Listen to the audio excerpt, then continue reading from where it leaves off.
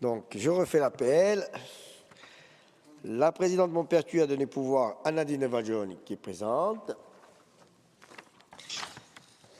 Et à Saint-Evan est présent. Nadine Vagioni est présente. Véronique Arrigue est présente en visio. Paul-Félix Benedette a donné pouvoir à Saint-Evan. Pojo Kaitoukouli est présent en visio. Françoise Campagne est présente. Casanova Servas Marie-Hélène est présente. Tchapini Angèle est présente. Colonna Romain a donné pouvoir à Véronique Arrighi. Savio Lugiani, il est présent. Jean-Martin Mondoloni a donné pouvoir à Chantal Pedignelli. Chantal Pedignelli est présente. Jean-Michel Savelli est présent en visio. Et Giulia Tiberi a donné pouvoir à Savio Lugiani. Donc, on a bien repris en visio. On attend 2 minutes. On a repris, on voit tout le monde. Donc, cominciamo avec le rapport 217, c'est l'approbation du procès-verbal de la commission permanente du 25 juin. Est-ce qu'il y a des oppositions? Des abstentions? Donc, le rapport est adopté. Le rapport 189, c'est mandat spécial accordé à Madame la Présidente de l'Assemblée de Corse pour Interreg Maritime. Donc, je vais enchaîner avec tous les mandats spéciaux.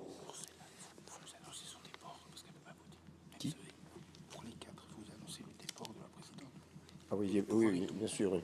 Bien entendu, la présidente ne prend pas part au vote. Donc, sur ce rapport 189, est-ce qu'il y a des observations? Il n'y en a pas. Donc, je mets aux voix l'exécutif, l'avis de l'exécutif, excusez-moi. Favorable. Donc, je mets aux voix le rapport 189. Est-ce qu'il y a des oppositions?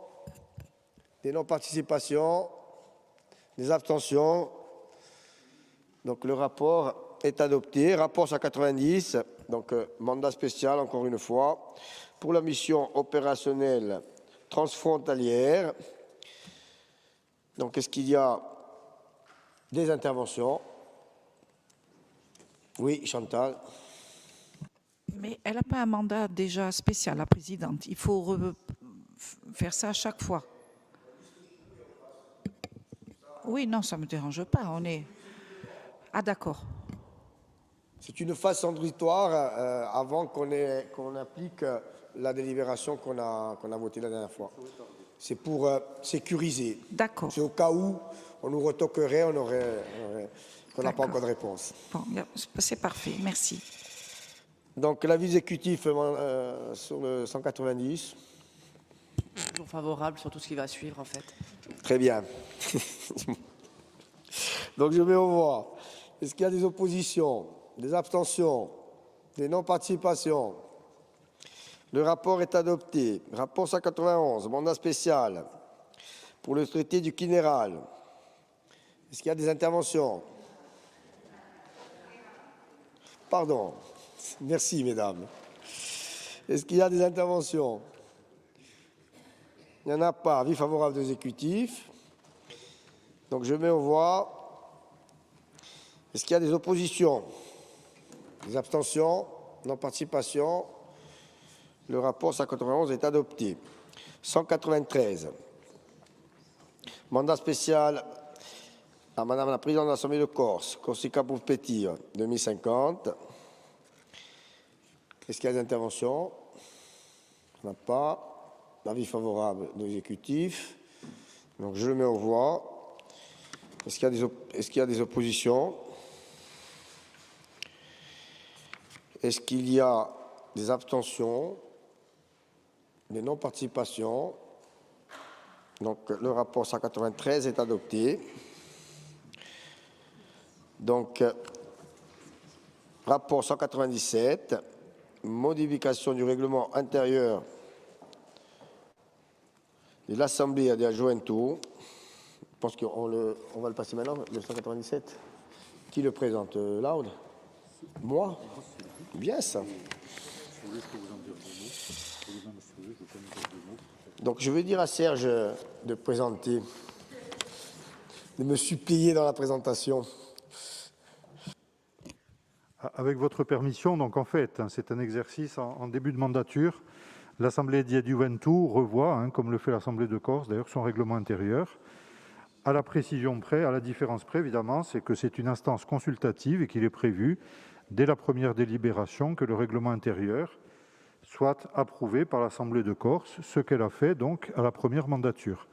Au fur et à mesure, donc, ce règlement est complété, modifié, au gré des volontés, je dirais, des jeunes conseillers. Tel a été le cas, un groupe de travail a été monté, un peu à cheval entre les deux mandatures, et quelques modifications ont été apportées, notamment la création d'une commission de déontologie, une révision des délais de transmission, de manière à ce que l'Assemblée des Gioventù et les commissions puissent bien s'approprier les rapports lorsqu'ils sont produits à l'initiative de l'Assemblée des Gioventù, et puis quelques petits réglages également en termes d'assiduité et de présence. Voilà à peu près, vous avez de toute manière le document, mais ce sont des modifications, on ne va pas les qualifier de mineures, c'est une dynamique qui se construit au fur et à mesure de cette institution nouvelle. Merci Serge. Est-ce qu'il y a des questions, des interrogations? L'exécutif? Tout est clair. Très bien. Donc, je vais mettre aux voix. Je précise que pour Félix Benedetti, il ne participe pas sur tous les rapports. Tous les rapports de la commission. Non-participation. Donc, est-ce qu'il y a des oppositions? Des abstentions? Des non-participations? Donc, le rapport est adopté. Donc, j'interroge l'exécutif sur les rapports qu'elle... Alors, Chantal Bedinelli a été visionnaire, donc nous dérogeons un petit peu à l'ordre du jour et c'est Bianca Fadi qui va présenter ses rapports. Bianca Fadi, le 176, si vous en êtes d'accord. Très bien. Donc, c'est le rapport 176, renouvellement de la participation de la collectivité de Corse au déploiement du dispositif de médiation familiale. Ringraziavo il Presidente e il consigliere esecutivo. Salute a tutte et à tutti.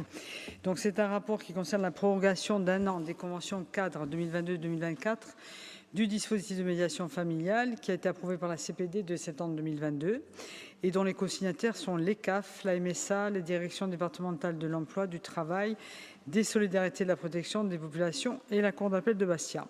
C'est un outil qui nous est essentiel et qui s'inscrit dans le champ de la protection de l'enfance et participe à la fois à la prévention des risques de danger pour les enfants et à la restauration du dialogue familial.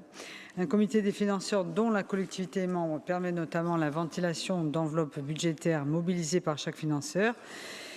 Le montant des sommes allouées par la collectivité de Corse est fixé par convention conclue avec chaque opérateur concerné. Donc, pour pérenniser la poursuite du dispositif et garantir la continuité des actions engagées, nous proposons de proroger ces conventions. Ringraziavi. Ringraziavi. Donc, avis favorable de la commission sociale. Est-ce qu'il y a des interventions? Il n'y en a pas. Donc, je mets aux voix. Est-ce qu'il y a des oppositions? Des abstentions? Non-participation? Le rapport est adopté à l'unanimité des votants. Donc, le rapport 181, Convention cadre de gestion des fonds de parentalité liant la collectivité de Corse et la caisse d'allocation familiale de Corse du Sud et de Haute-Corse. Vous avez la parole. Ringraziavo il Presidente. Donc, ce rapport également sur la parentalité qui concerne la révision des conventions conclues avec les deux CAF pour la période 2024-2027 et qui avait été approuvée par la CPD de mai 2024. Une autorisation d'engagement d'un montant de 200 000 € a été ouverte sur les exercices 2024-2027, soit 25 000 € par an. et par CAF pendant 4 ans. Depuis le 1er janvier 2025, un nouveau référentiel a été élaboré par la CNAF, qui est la Caisse nationale d'allocation familiale, qui modifie certains dispositifs relatifs à l'organisation des actions de soutien à la parentalité et surtout le financement du volet animation de fonds. Donc celui-ci n'est plus financé par les membres du comité des financeurs, mais par les seuls CAF, afin de recentrer les financements sur les actions directement destinées aux parents et aux familles. Par conséquent, le montant de la part contributive de l'animation de fonds est alloué par la CDC à hauteur de 3 000 € pour être consacré au financement d'actions complémentaires et supplémentaires identifiées par la collectivité et pourra par exemple renforcer le maillage territorial. En conséquence, de nouvelles conventions cadres pour la période 2025-2027 sont soumises à votre Assemblée. Il n'y a pas d'impact financier. Harry Grazier. Merci. Est-ce qu'il y a des interventions? Il n'y en a pas, donc je mets aux voix. Est-ce qu'il y a des oppositions, des abstentions, des non-participations? Donc le rapport est adopté. On peut passer au rapport 183, approbation des conventions de financement des plateformes de mobilité pour 2025. Harry Graziavi. Donc, vous vous rappelez que nous avons passé un plan territorial d'insertion en 2024-2028 l'année dernière. C'est à cette période d'ailleurs. Et ce rapport concerne un sujet important pour les plus précaires et plus spécialement pour les bénéficiaires du RSA, c'est l'accès à la mobilité. Donc, dans le cadre du PTI, du plan territorial d'insertion, nous finançons 3 associations qui accompagnent les bénéficiaires du RSA. Il s'agit d'Opra Lecce à Bastia, la Falepa et Hatch, ou l'Institut régional d'insertion professionnelle et sociale, l'IRIPS dans l'extrême sud, qui mène des diagnostics de mobilité et des accompagnements de formation à la conduite. Plus de 70 personnes ont été accompagnées en 2024 par ces structures.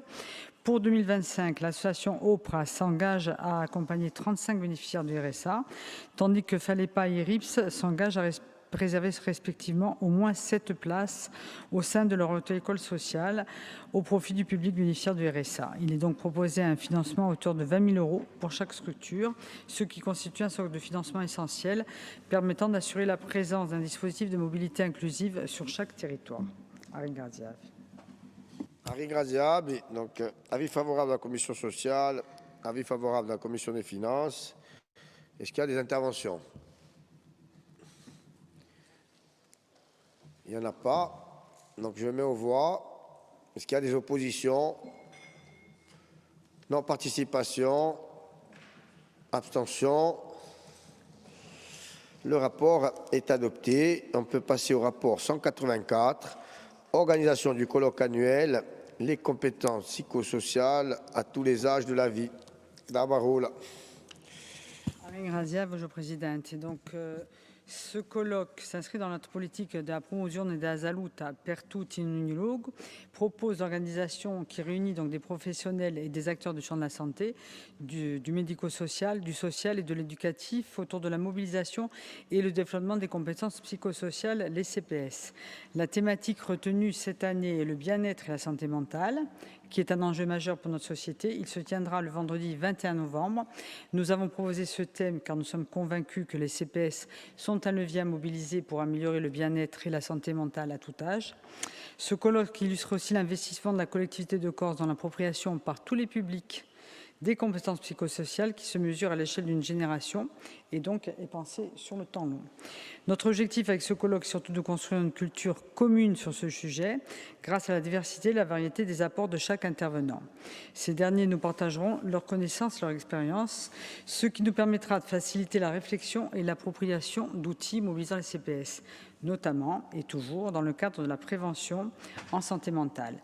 Le budget pour l'organisation de cet événement a fait l'objet d'une demande de participation auprès de l'ARS dans le cadre d'un appel à projet. Les dépenses prévues s'élèvent à 21 000 €. Harry Graziavi. Harry Graziavi, donc il y a un avis favorable de la commission pour les politiques de santé, avis favorable de la commission des finances. Est-ce qu'il y a des interventions? Oui, Chantal. Oui, merci. On a une idée des intervenants? Vous savez déjà? Non? D'accord. Eh oui, parce que c'est un sujet, oui, oui. Vous nous le direz plus tard, peut-être. Enfin, Je vous réponds dès demain, je vous donnerai la réponse. En général, c'est toujours un intervenant, il y a toujours au moins 2 intervenants extérieurs qui sont référents dans la matière. Hein. Donc, je vous donnerai les noms demain, parce que j'ai oublié. Merci. Est-ce qu'il y a d'autres interventions? Il n'y en a pas, donc je vais mettre aux voix. Est-ce qu'il y a des oppositions? Des abstentions? Des non-participations? Donc le rapport est adopté. On peut passer au rapport 207. Contrat de prévention et de protection de l'enfance liant la collectivité de Corse et l'État sur la période 2025-2027. Vous avez la parole. Henri Graziave, donc vous le savez qu'investir dans la petite enfance constitue sur le long terme un levier stratégique car il permet de réduire les inégalités, de favoriser la réussite scolaire future et d'améliorer la santé, de renforcer la cohésion sociale. Depuis plusieurs années, le Conseil exécutif a fait le choix d'axer ses politiques sociales notamment sur la PMI et l'aide sociale à l'enfance, dans la prévention précoce et dans la promotion de la santé globale dès le plus jeune âge, plus spécifiquement en direction des familles fragilisées. Depuis 2020, la collectivité s'appuie notamment sur la contractualisation avec l'État pour cofinancer ses politiques de prévention et de protection de l'enfance. L'objet du présent rapport est d'établir un nouveau contrat de prévention 2025-2027 qui propose 4 actions majeures.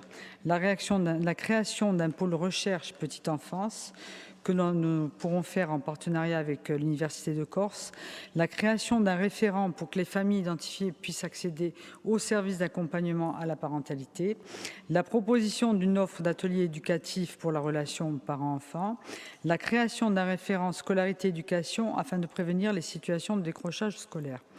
Par ailleurs, nous poursuivons les actions déjà engagées, comme le déploiement d'orthophonistes dans les crèches, afin de faciliter le repérage des troubles du langage, de la communication, des techniciens de l'intervention sociale et familiale, les TSF, en prévention précoce de situations qui exposent les familles en vulnérabilité, comme par exemple une dégradation de l'exercice de la parentalité.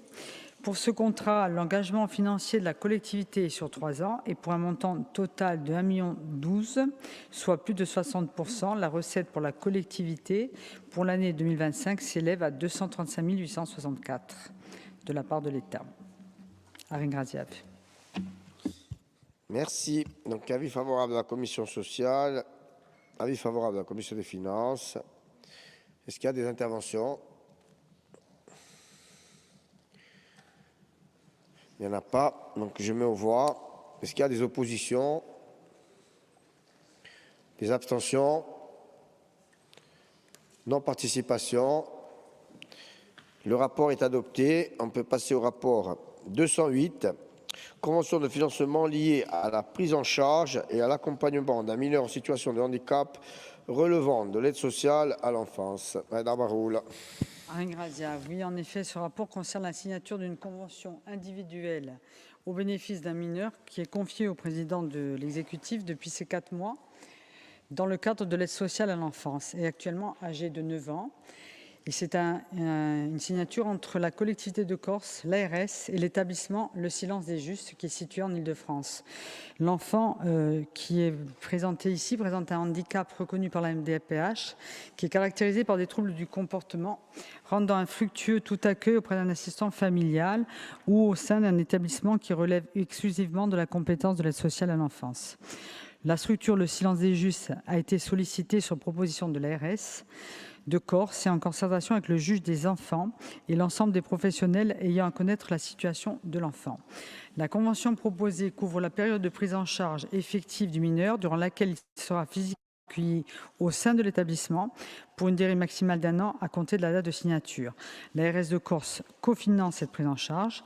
Je tiens à souligner qu'actuellement des travaux sont en cours pour répondre à cette problématique de prise en charge d'enfants à double vulnérabilité. Nous n'avons pas ce genre d'établissement hybride où il y a un problème et social et un problème de santé et de handicap.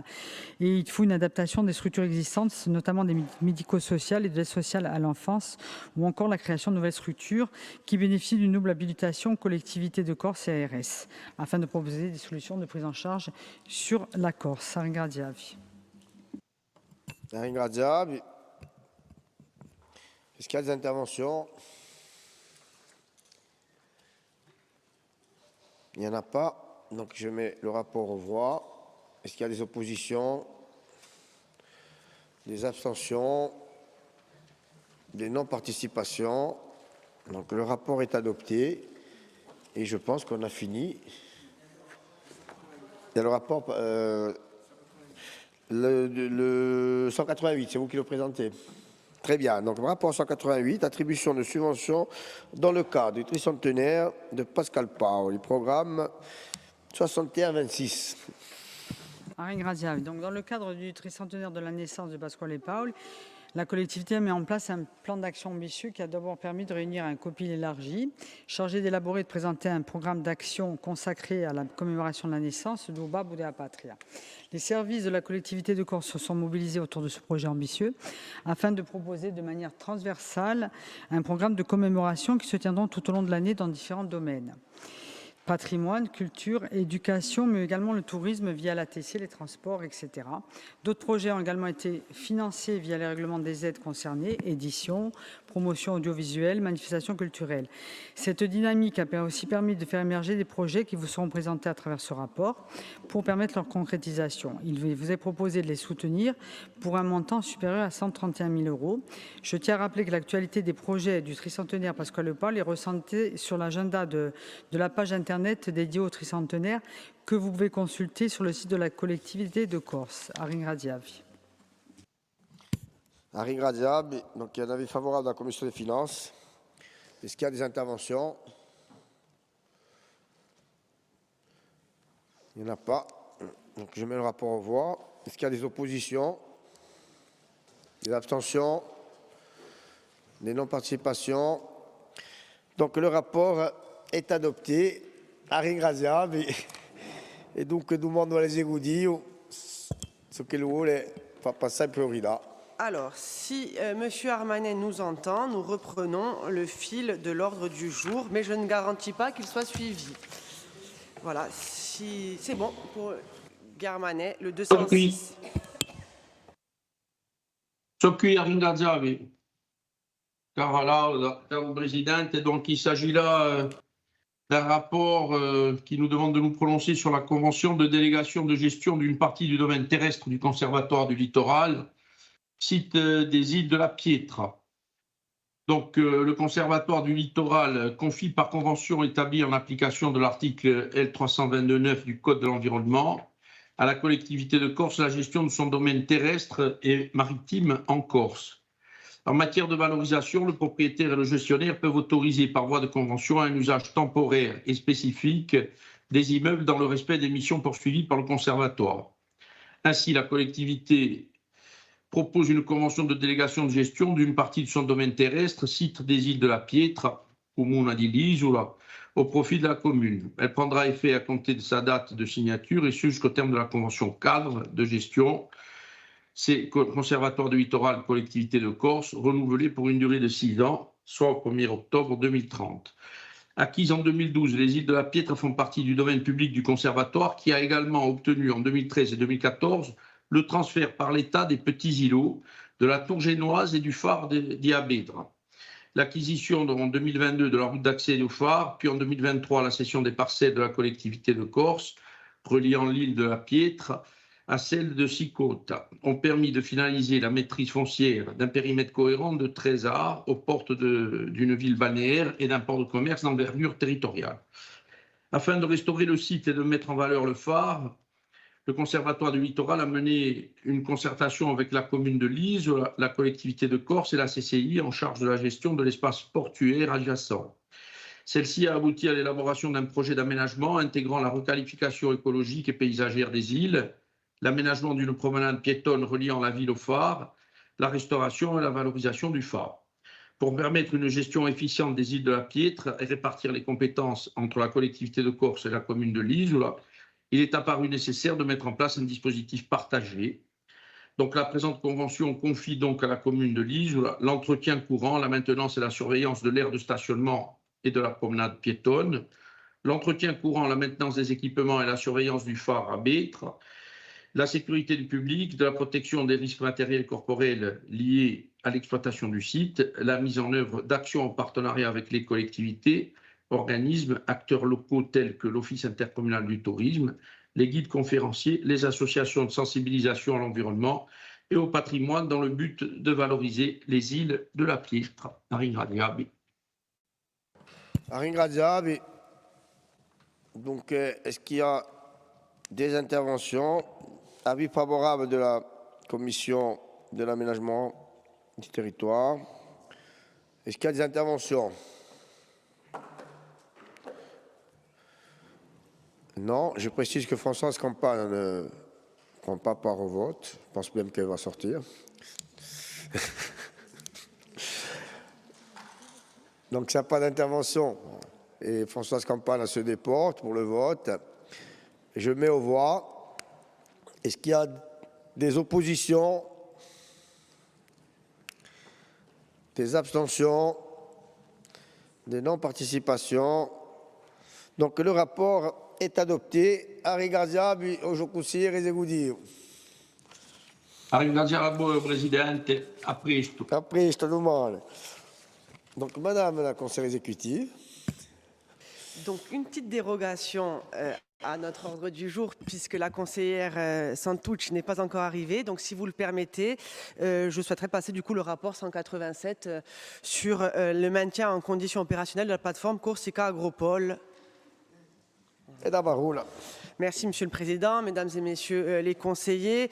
Je vais être bref puisque le rapport a quand même été présenté dans les commissions des enjeux culturels et sociétaux et aussi dans la commission des finances. Et comme je sais que vous l'avez bien lu et que vous l'avez bien mémorisé, je pense qu'il n'y aura pas de difficulté. Donc, la plateforme Corsica Agropole est une plateforme de recherche et de développement dans le domaine du végétal qui a été fondée sous l'impulsion d'acteurs de la profession et également soutenue par les pouvoirs publics, que ce soit donc la collectivité et notamment l'ODARC, mais aussi l'État. Cette plateforme a été financée au titre du programme PO FEDER 2007-2013. Elle a été livrée donc en 2015. Cependant, ces derniers mois, on dira, une crise de gouvernance majeure est survenue et qui a entraîné donc la dissolution de l'association.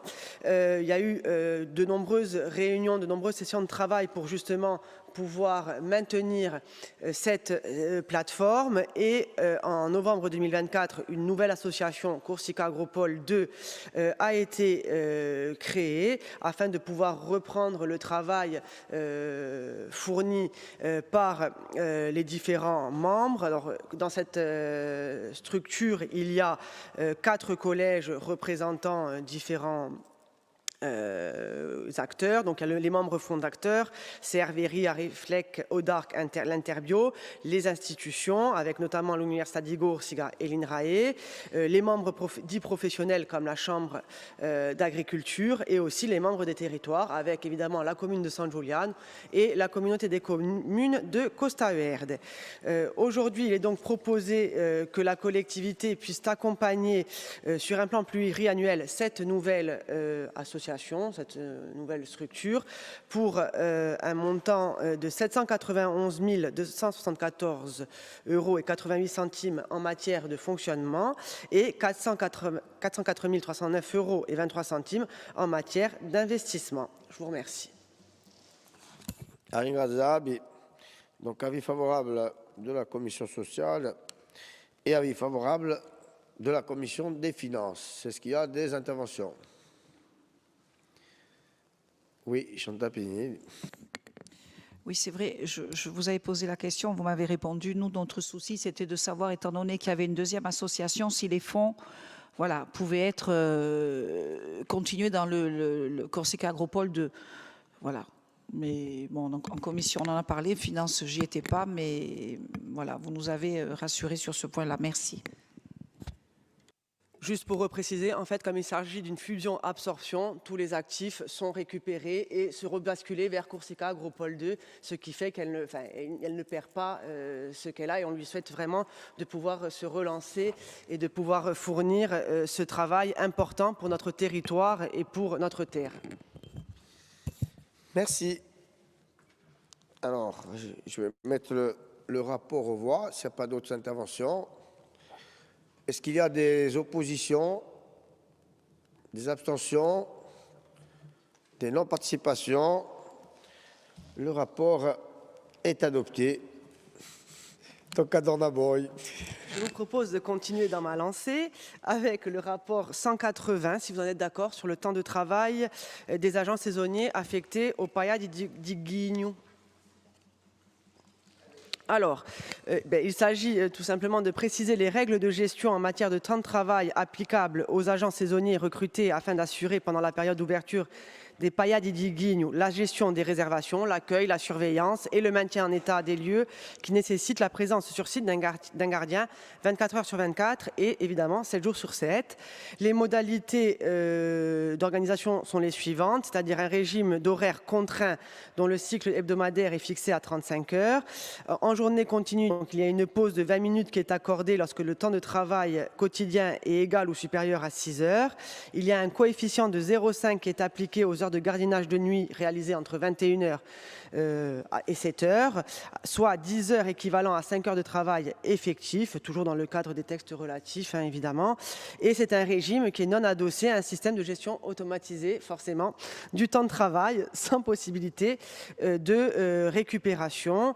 Les horaires de travail sont évidemment déterminés avec le supérieur hiérarchique qui est en charge des plannings et il n'y a pas d'incidence financière. Je vous remercie. Merci. Avis favorable de la Commission des finances. Est-ce qu'il y a des questions, des interrogations? Non. Donc je mets aux voix. Est-ce qu'il y a des oppositions, des abstentions, des non-participations? Le rapport est adopté et vous pouvez continuer sur le 182. Alors, le 182, il concerne la constitution d'un groupement de commandes entre la collectivité de Corse et la MDPH pour l'achat de titres repas. En effet, mettre en place ce groupement permettrait de réaliser des économies d'échelle et de rationaliser l'action administrative en ne lançant qu'une seule consultation au lieu de deux. Et du coup, la MDPH pourra ainsi procéder à ses commandes sur ce support juridique tout en réglant les factures sur son budget propre. Et il y a un impact budgétaire qui est de 60 000 € pour la MDPH par an. Avis favorable de la Commission des finances. Est-ce qu'il y a des questions,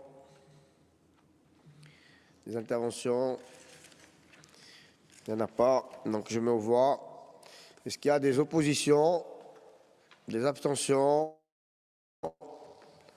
Non-participation. Le rapport est adopté et on peut passer au rapport 199.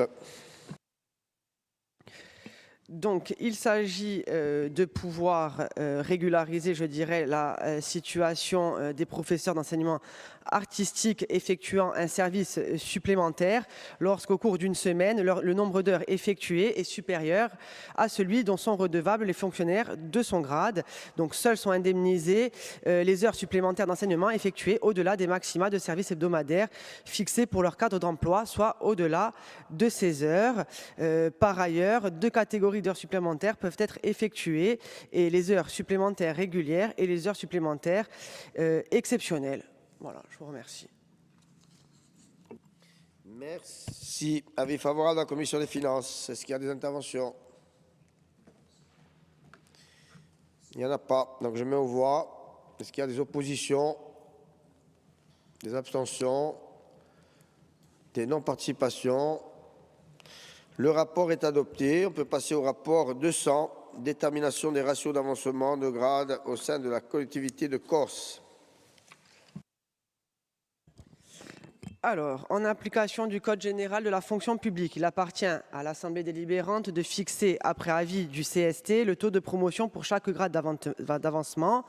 Pour 2025, les ratios sont proposés selon les principes suivants. En catégorie A, un ratio de 40% est proposé sur chacun des grades, à l'exception des grades d'attachés principaux et d'assistants socio-éducatifs, pour lesquels le même nombre de postes que l'an passé est proposé. En catégorie B, un ratio de 100% est proposé pour les lauréats d'examen, ainsi que pour les grades offrant une seule possibilité de nomination.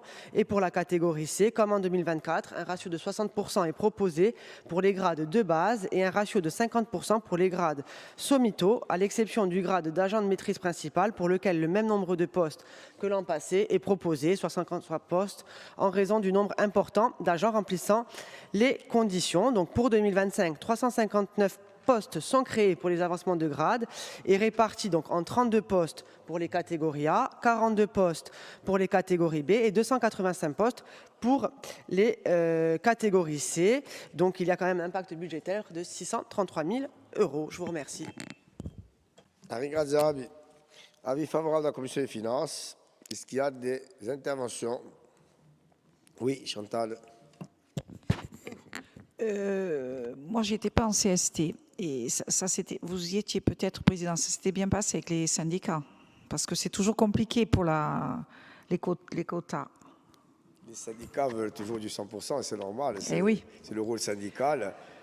Après, globalement, parce on ne peut pas dire que ça s'est mal passé. Bon. Même si chacun reste dans son rôle. Mais je pense qu'aujourd'hui, je passe sous le contrôle de Pascal Perald et c'est quand même un effort conséquent. Et on a quand même équilibré entre les catégories A et les catégories C. On a mis tout le monde au même niveau. Et puis on s'y était engagé aussi, je me souviens. On avait prévenu les années précédentes qu'à un moment donné, on ne pourrait plus maintenir à 100%. Et on a toujours regardé la même méthode sur les agents de maîtrise qui seraient des gens en responsabilité ou des conducteurs, toujours avec cette philosophie-là qui a été la nôtre depuis le départ. D'accord. Merci. Voilà. Je passe au contrôle de Pascal si j'oubliais quelque chose. Voilà. J'ai bien suivi alors. C'était le jour où je m'en allais à Monte pour l'inauguration. Et j'étais donc sur la route. C'est pour ça que je n'ai pas pu venir au CST. Et Monte, c'est tombé à l'eau aussi. Donc ce jour-là, je me suis promenée. Si je me souviens bien, c'est moi qui présidais, Pascal. C'est pour ça que j'ai une bonne mémoire. Très bien. Donc s'il n'y a pas d'autres interventions, je mets au voie le rapport. Est-ce qu'il y a des oppositions, des abstentions, des non-participations?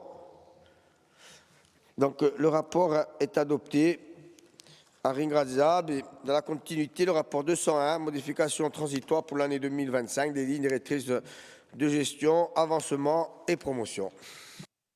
Merci, Monsieur le Président. Donc, en matière d'avancement et de promotion de cadres d'emploi, les lignes directrices de gestion sont définies par l'autorité territoriale après avis du CST et elles s'appliquent pour permettre la réalisation des décisions prises en conformité avec elles après leur publication.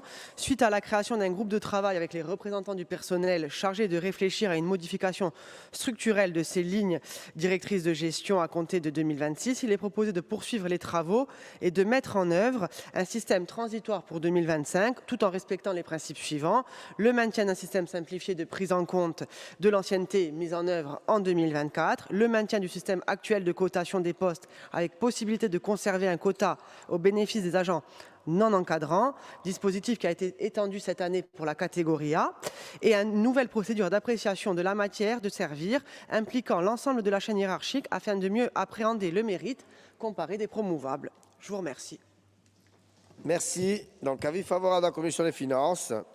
Et là aussi, ça s'est plutôt passé dans la concertation, dans des discussions, dans des réunions, avec la perfection n'existant pas, avec des équilibres et une adhésion quand même des partenaires sociaux, même s'il reste encore à parfaire et à s'améliorer, mais je pense que c'était plutôt très positif. Voilà. Est-ce qu'il y a des interrogations, des questions? Non, donc je vais mettre aux voix. Est-ce qu'il y a des oppositions? Des abstentions? Non-participation? Le rapport est adopté. Henri Graziabi. Et le rapport 210, crédit de personnel des groupes politiques. Alors, le montant annuel des dépenses relatives aux frais de personnel des groupes et aux charges sociales afférentes est adopté donc chaque année par référence au montant des indemnités versées aux élus tel qu'il apparaît au dernier compte financier unique, donc c'est-à-dire celui de 2024. Ces crédits sont votés à hauteur du montant maximal prévu par les textes, soit 30% du montant des indemnités versées aux élus.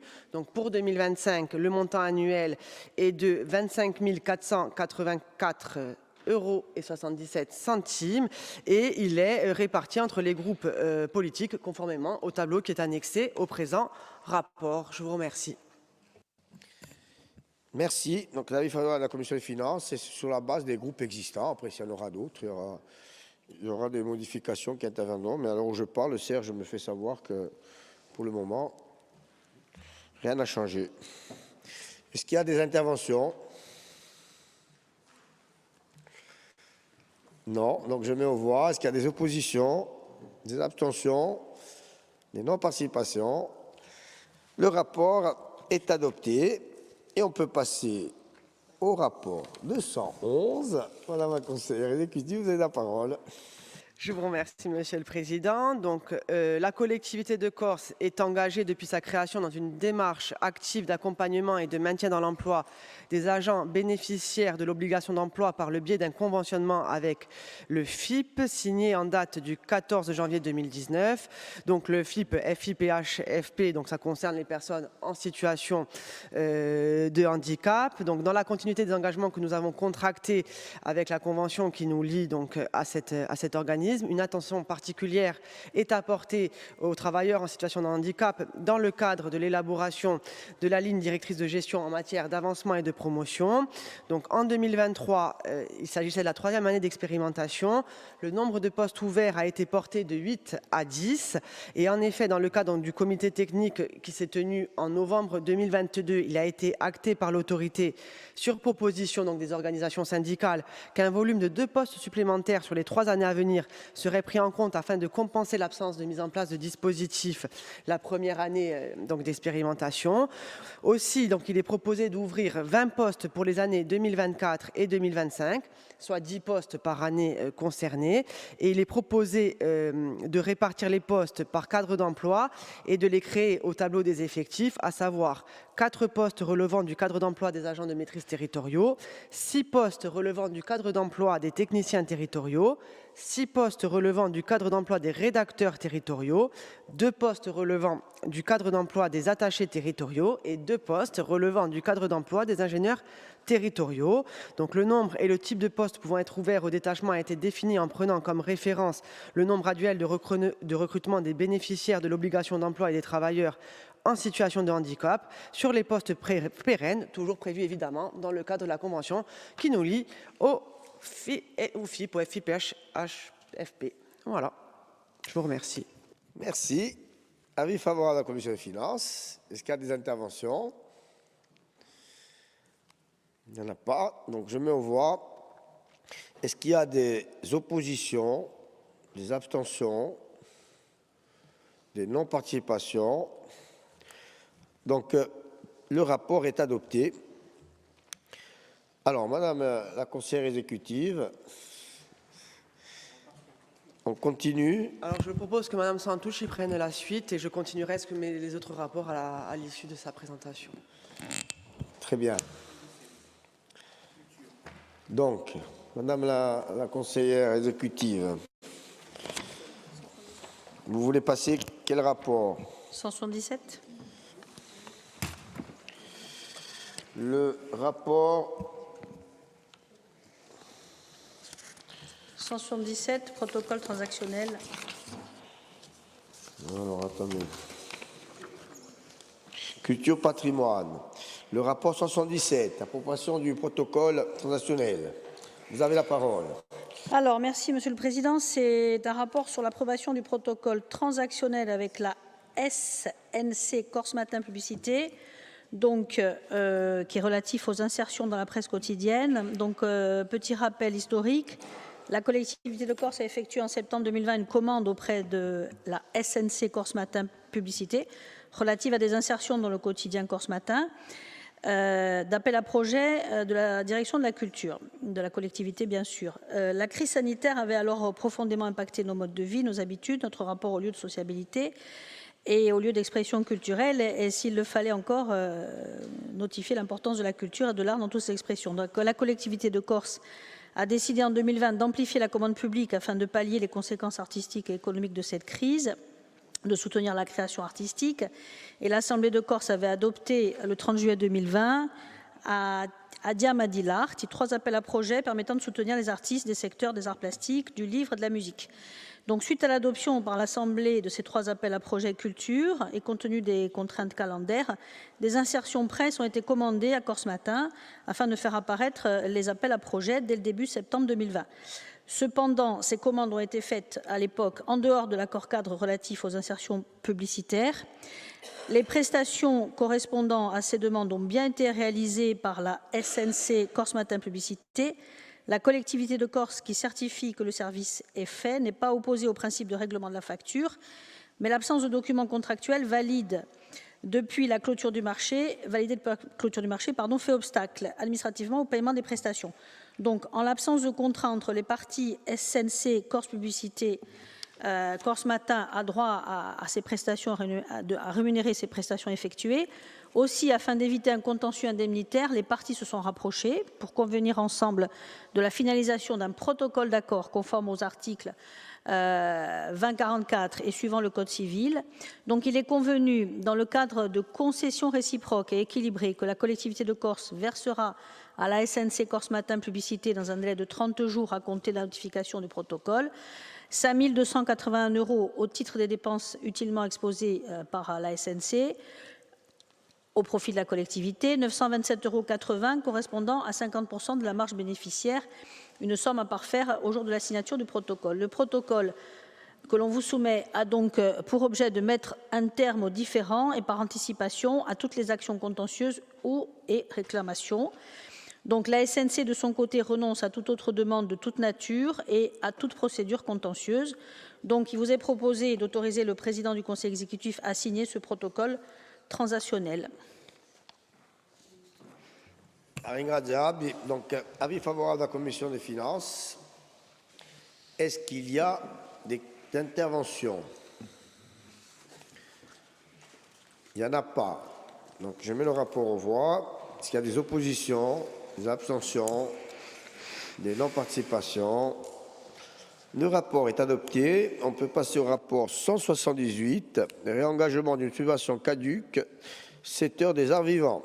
Vous avez la parole. Donc, ce présent rapport a pour objet de proposer le réengagement d'un montant de 7 000 € d'une subvention de 10 000 € attribuée par délibération à la commission permanente du 19 décembre 2023 au bénéfice du conservatoire Henri Tomasi sous forme de syndicat mixte, vous le savez. Cet outil consiste en une mallette pédagogique à destination des enseignants. Cette subvention a fait l'objet d'un engagement par arrêté du 8 janvier 2024 et un premier acompte de 3 000 € a été mandaté en octobre 2024. Le projet a effectivement démarré en octobre 2024 et le syndicat mixte a commencé à faire parvenir des pièces justificatives. Par courrier en date du 8 janvier 2025, le syndicat, le conservatoire, a transmis des factures relatives au projet permettant de justifier un mandat supérieur à l'acompte versé de 3 000 €. Cette opération étant devenue caduque en date du 8 janvier 2025, le conservatoire a demandé à cette même date la prorogation de son arrêté, considérant que ce manquement dans les délais n'a pas compromis la réalisation du projet et n'a pas fait l'objet de décision de toilettage de la part de la collectivité. Nous vous proposons de réengager cette opération pour la somme de 7 000 € sur la base de l'affectation d'origine. Merci. Donc, un avis favorable à la Commission des finances. Est-ce qu'il y a des interventions?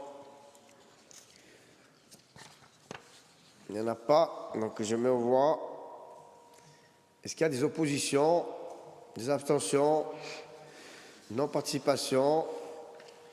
Le rapport est adopté. On peut passer au rapport 216, Agence nationale du sport, Fonds territorial 2025. Il faut d'abord voter sur l'urgence. Donc, je mets aux voix l'urgence. Est-ce qu'il y a des oppositions, des abstentions, non-participation? Donc, l'urgence est validée. Vous avez la parole.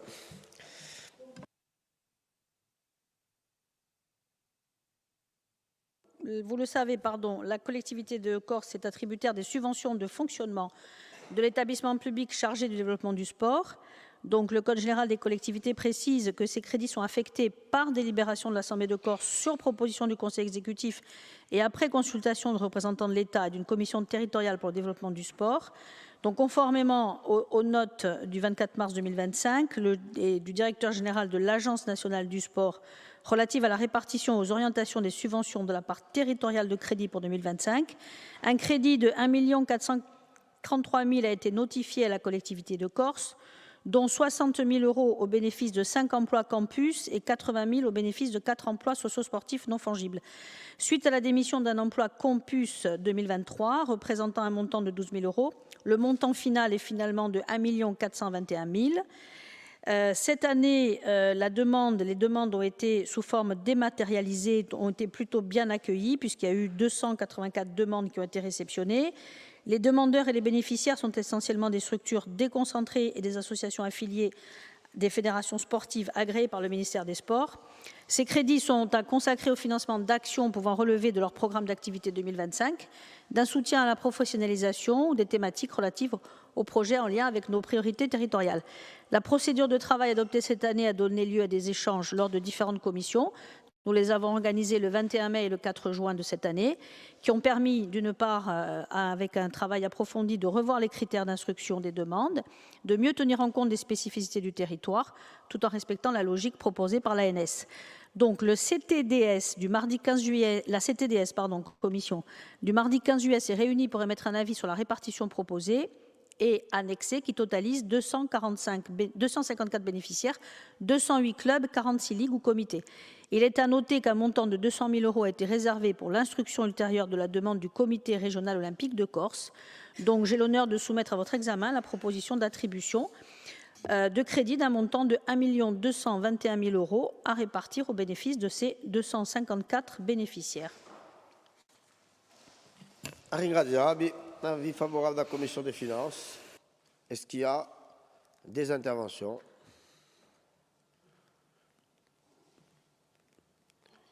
Il n'y en a pas. Donc, je mets aux voix. Est-ce qu'il y a des oppositions, des abstentions, des non-participations? Le rapport est adopté. Je vous remercie. Je vais quitter l'hémicycle parce que j'ai une réunion justement avec la directrice de la DRAGES. Babé. Donc, Madame la conseillère exécutive. Le rapport 215, si vous en êtes d'accord. Alors, donc, l'administration générale, la convention de financement et de gestion des participations financières pour les travaux prescrits au plan de prévention des risques technologiques. Vous avez la parole. Je vous remercie, Monsieur le Président. Donc, la Corse est aujourd'hui couverte par différents plans de prévention des risques technologiques, appelés plus communément PPRT. Il y a le PPRT de la station de stockage de propane exploitée par Engie à Ajaccio, le lieu dit Lored, approuvé le 27 septembre 2016. Le PPRT du centre remplisseur exploité par Antargaz, toujours à Ajaccio, au lieu dit Aspreto, approuvé le 27 octobre 2003. Le PPRT de la station de stockage de propane exploitée par Engie à Bastia, au lieu dit Arinela, approuvé le 25 janvier 2016. Et le PPRT du centre remplisseur exploité par Butagaz à Luciana, chemin de Pinette, approuvé le 29 juin 2016. Et enfin, le PPRT du site de stockage d'explosifs exploité par Corse Expansif à Merusalia, au lieu dit Vinach, approuvé le 29 septembre 2015.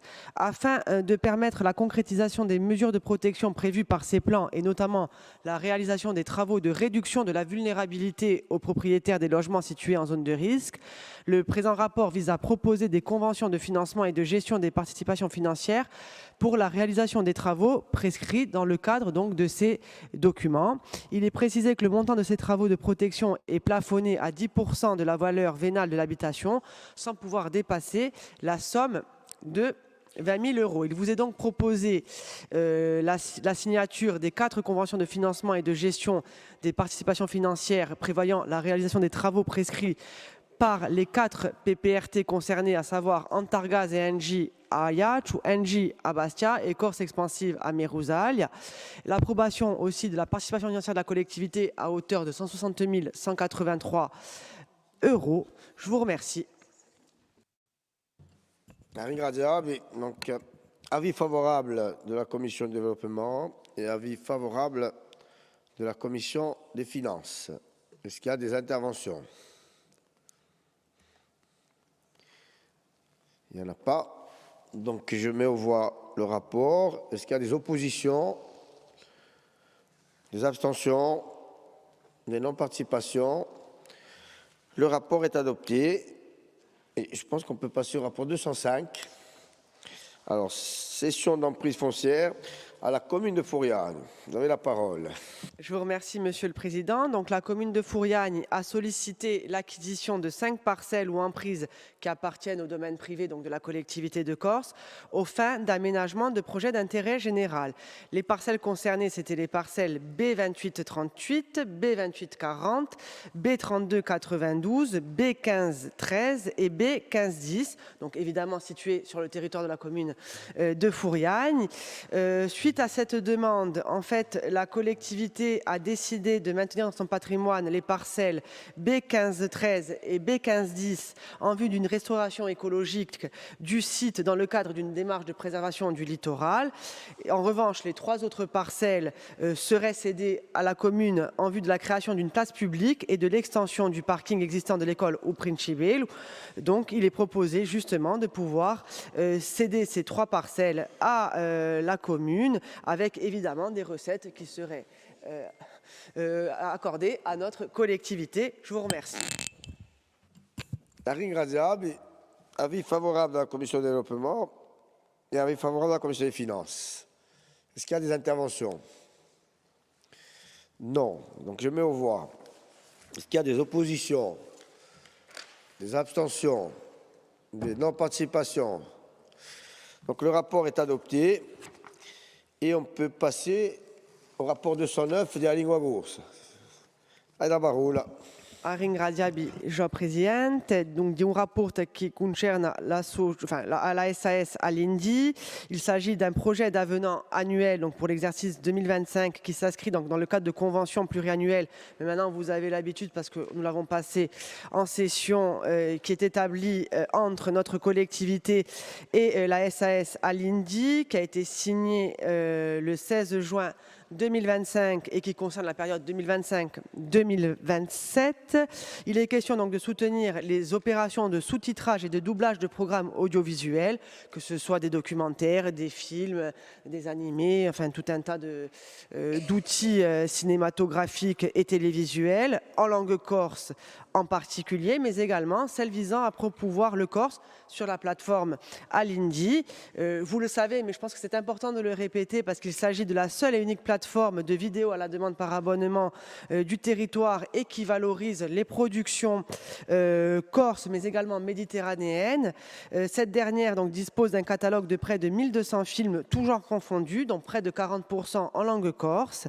Il y a quand même plus de 3000 personnes qui ont déjà utilisé cette plateforme depuis sa création en 2020 et il y a environ 500 abonnés permanents qui, moyennant 4 € par mois, ont accès à l'intégralité des œuvres sur le site internet et évidemment sur les applications mobiles. Les opérations au titre de la langue corse sont l'objet d'un budget prévisionnel spécialement dédié pour l'exercice 2025, donc 62 500 € hors taxes en investissement et 22 500 € hors taxes en fonctionnement. Je vous remercie.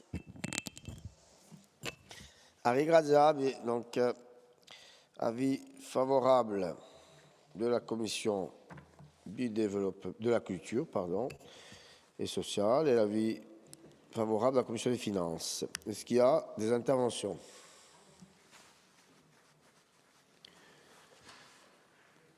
Il n'y en a pas. Donc, je mets aux voix. Est-ce qu'il y a des oppositions, des abstentions, des non-participations? Le rapport est adopté et on peut passer au rapport 179, développement économique. Monsieur arrive, il est dans les couloirs. Donc l'aspect thème. Donc, rapport modificatif visant à intégrer le soutien aux entreprises en difficulté dans le cadre des conventions d'action économique concentrées avec les territoires.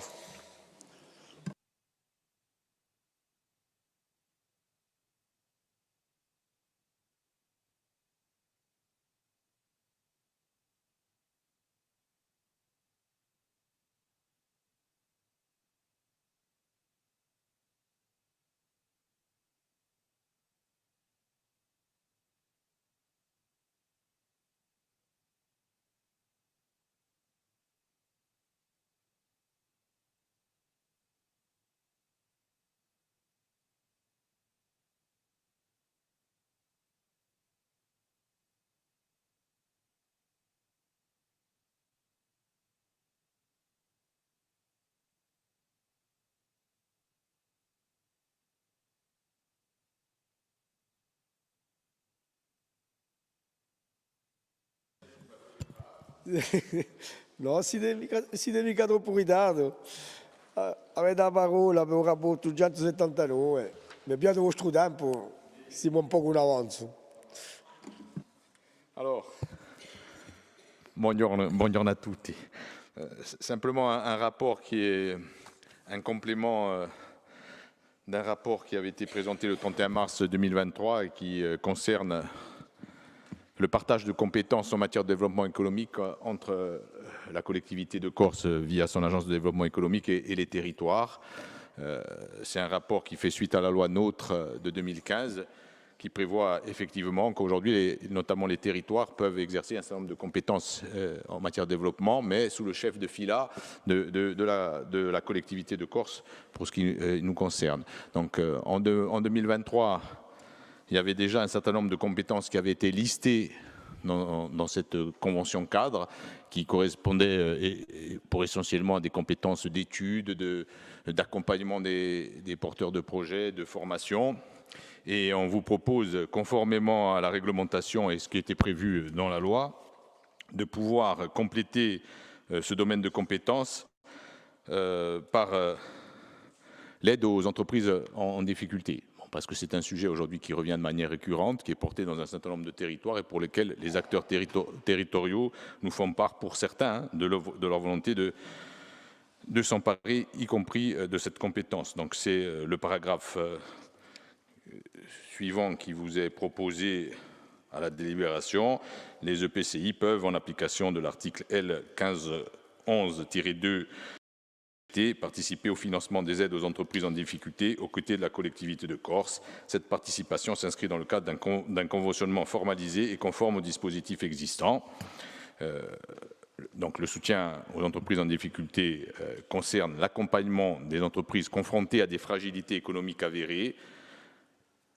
Il s'agit sur le dispositif SFID, qui est piloté par la DEC et pourra être renforcé par la participation financière opérationnelle des EPCI dans le cadre des conventions susnommées. Cette intervention conjointe vise notamment à accroître la capacité de détection, de réactivité territoriale et d'effet levier en faveur du maintien de l'activité et de l'emploi. Donc bien sûr, cette compétence, elle ne pourra être exercée qu'à la demande des collectivités et des territoires et ne pourra en aucun cas être imposée à ces territoires.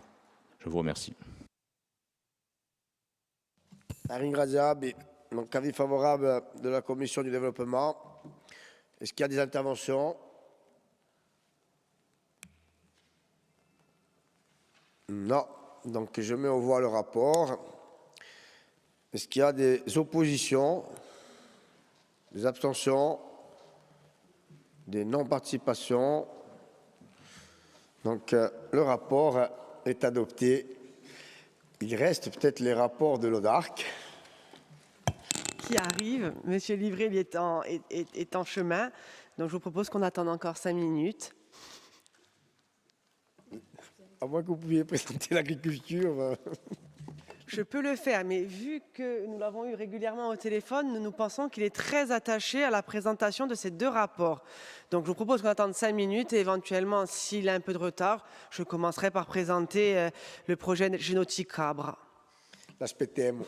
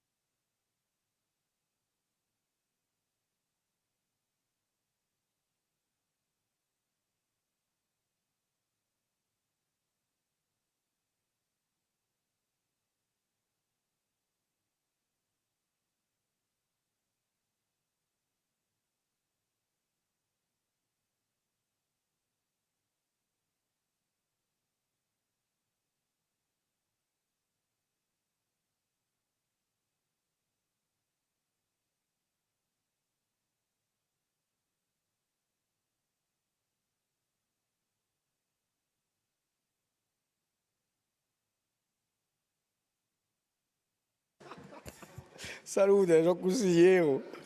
Dunque, Lauda mi preferisce che possiate voi che presentessite un rapporto tanto DAC, un progetto genoticabra. È una parola.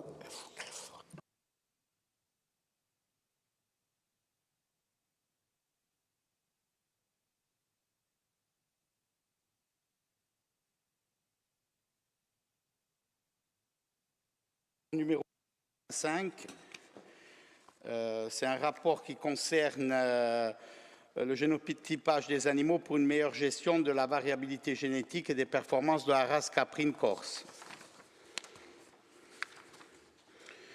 Depuis 2019, dans le cadre de Capra Corse, Capra Vive l'Audarc assure l'animation de la filière et la mise en place du programme de sélection de la race corse, la gestion du haras de bouc et l'accompagnement des éleveurs dans la sécurisation du développement de leur exploitation, en partenariat avec l'association Capra Corse.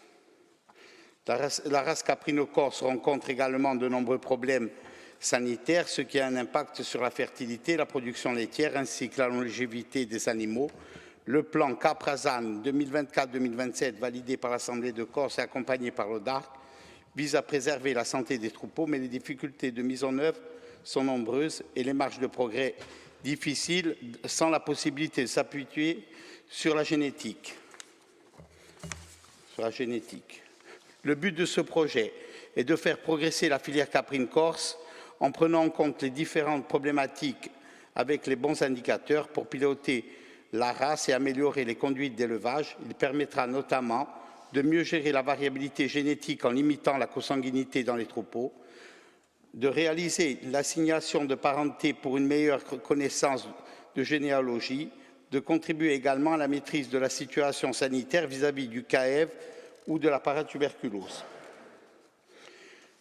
À l'issue de ces actions, il sera possible de déterminer les boucs qui sont très intéressants pour la race et réaliser des tests de production de semences sur ceux-ci, avec à terme l'ambition de mettre en place l'insémination artificielle, qui est un outil de diffusion de progrès génétiques rapide et performant. La finalité de ce projet est de sécuriser l'élevage caprin race corse, conduit de manière extensive, de maintenir sa compétitivité et de pérenniser sur son territoire. Cela permettra de gérer simultanément les performances laitières via le contrôle laitier, la situation sanitaire et la diversité génétique via le génotypage. L'action se déroulera sur 5 ans à partir de la première campagne de prélèvement de 2025. Les bénéficiaires. L'ODARC assurera le portage du projet et les dépenses afférentes aux actions des partenaires dans le cadre des prestations de services. Les organismes partenaires sont la Chambre d'agriculture de région Corse, l'ILOC, le CDS Corse, la Soci Capradi Corse, l'INRAE, l'Institut de l'élevage, l'UMT Sélection génétique pour la transition agroécologique des petits ruminants, Capgen et Labogena.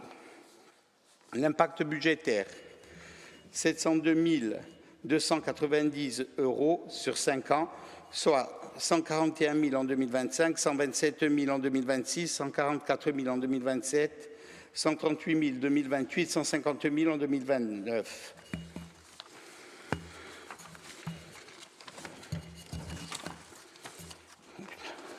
Ringraziabile.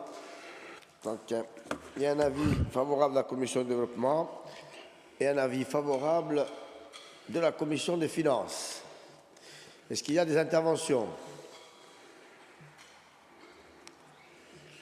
Il n'y en a pas. Donc je mets aux voix. Est-ce qu'il y a des oppositions, des abstentions, des non-participations? Le rapport est adopté et on peut passer au rapport 186, plan de lutte contre la maladie d'Oghiski. Je pense que j'ai bien prononcé. Donc vous avez la parole. Merci. Attendez 2 secondes. Il n'y a pas de résumé là.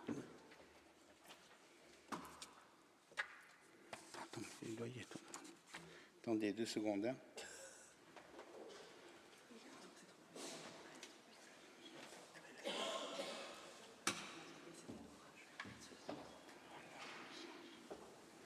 Bon, allez. Voilà. Plan de lutte contre la maladie de Geski 2025-2027, le plan de lutte 2023-2024 contre la maladie de Geski validé par l'Assemblée de Corse avec pour objectif de co-construire un plan de lutte avec l'ensemble des acteurs, INRAE, GDS, GTV, ODARC, Service d'État, éleveurs, chasseurs, et de mettre en œuvre, selon un mode opératoire différent, des stratégies classiques en posant certains principes de conditionnalité, d'atteindre certains objectifs avant de déclencher les opérations suivantes et enrôler les acteurs locaux dans le processus, élus, chasseurs, éleveurs et les responsabiliser. Ce plan était expérimental, il associait des mesures médicales et mesures sanitaires et était mis en œuvre dans une sélection représentative d'élevage de la région Corse. Cette action se basait sur la valorisation des liens sociaux afin d'aboutir à la conception d'une approche micro-régionale imbriquée dans une stratégie régionale progressive. Ainsi, 2020-2024 a été déployée sur les territoires Graon et Bauge et du Prounet de la Castaniche. Près de 70 éleveurs ont intégré le plan de lutte. L'objectif du plan 2025-2027, il est proposé de poursuivre ce plan selon les mêmes modalités sur la période 2025-2027. La stratégie de gestion de la maladie de Geski proposée repose sur l'objectif d'éradication via une stratégie de lutte médicale, vaccination et la mise en place de mesures de biosécurité dans un premier temps. Cependant, elle propose un mode opératoire différent des stratégies classiques en posant certains principes d'action, agir sur plusieurs leviers et hiérarchiser les actions. Coordonner l'action par micro-région, concevoir une stratégie par étape et conditionner le passage d'une étape à une autre, enrôler les acteurs locaux dans le processus, élus, chasseurs, éleveurs et les responsabilités, les micro-régions concernées. Le plan précédent a permis de déployer les différentes phases dans les micro-régions Grand Bauge, Vallée de la Gravone, Prounet et les Castaniches. Ce plan prévoit d'engager les phases de structuration prévues dans 2 nouvelles micro-régions, à savoir le Taro et le Niol. Les bénéficiaires, le GDS, qui sera bénéficiaire de l'aide, impact budgétaire 201 639 sur 3 ans, 64 092 en 2025, 67 000 en 2026, 70 000 en 2027.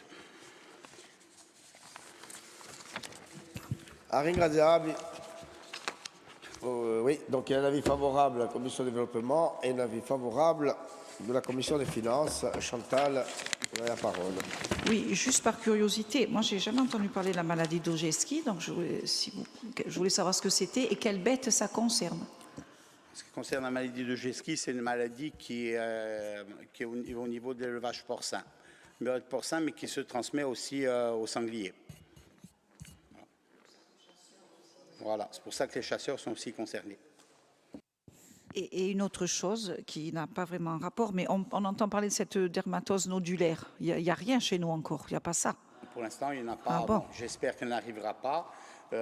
Nous, ce que nous avons demandé en relation avec la profession, que tout ce qui est importation de bêtes, qu'il n'y ait plus d'importation de bêtes, au moins jusqu'au mois d'octobre, tant qu'on n'a pas de nouvelles sur cette maladie.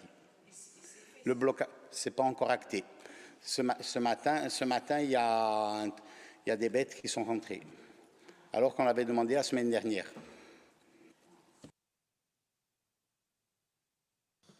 Très bien, merci. Est-ce qu'il y a d'autres informations? Quels sont les symptômes de la maladie, Doumé? Ouais.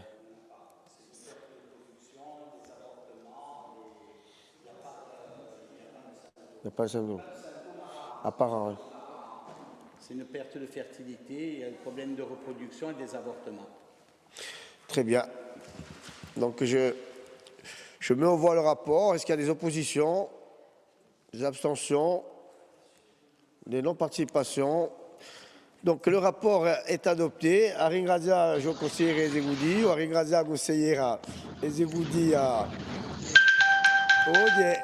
Mais c'est rapide. Ça a été rapide. On a été oui, pour une première. Performant. Aringrazia a tutti e a domani. Ah ben, j'ai a domani. A domani.